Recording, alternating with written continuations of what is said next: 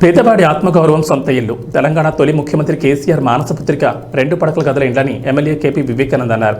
ఈరోజు MLA KP వివేకానందని తన నివాస కార్యాలయంలో బాచుపల్లిలోని డబుల్ బెడ్రూమ్ ఇళ్లలో ఉన్న మంచినీరు, విద్యుత్, డ్రైనేజ్, దొంగల సమస్యల పరిష్కారం కోసం లబ్ధిదారులు కలిశారు. అలాగే ట్రాన్స్ఫార్మర్ సమస్య గురించి కూడా ఆయనకు వివరించారు. దీనిపై శాసనసభ్యులు వెంటనే స్పందించి తగిన చర్యలు తీసుకోవాలని సంబంధిత అధికారులకు ఆదేశించారు.